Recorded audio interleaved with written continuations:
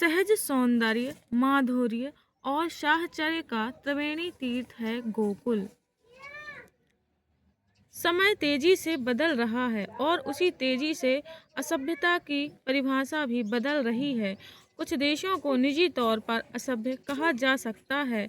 जिन देशों में सेक्युलर लोकतंत्र को संवैधानिक तौर पर स्वीकार नहीं किया गया है, उन्हें 21वीं सदी में असभ्य माना जाना चाहिए।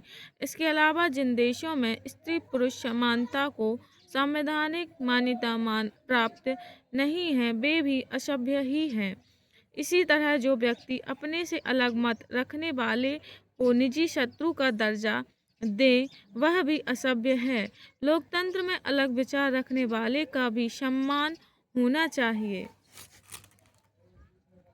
ऊंची आवाज में अपनी बकवास सामने वाले पर थोपने वाला मनुष्य मुझे असभ्य लगता है।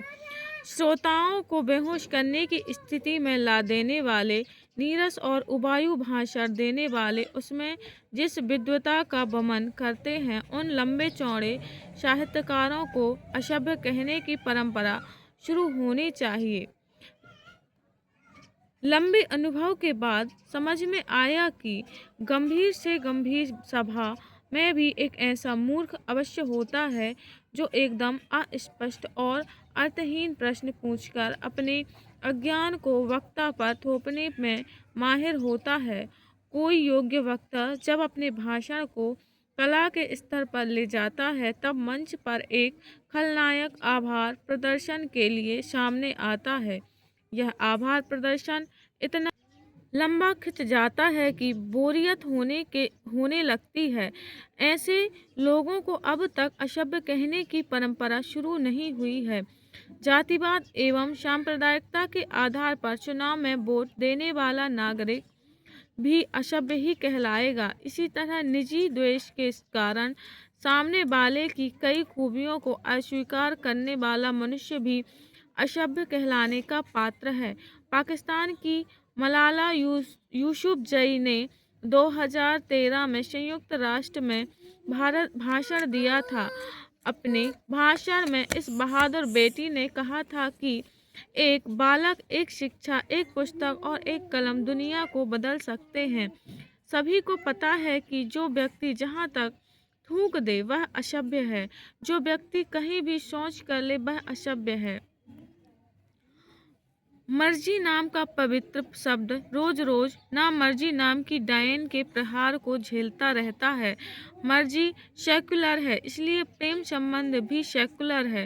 रावण ने सीता का हरण किया, यह असभ्यता की चरम सीमा थी, क्योंकि उसने सीता की मर्जी के खिलाफ जाकर यह कृत्य किया था।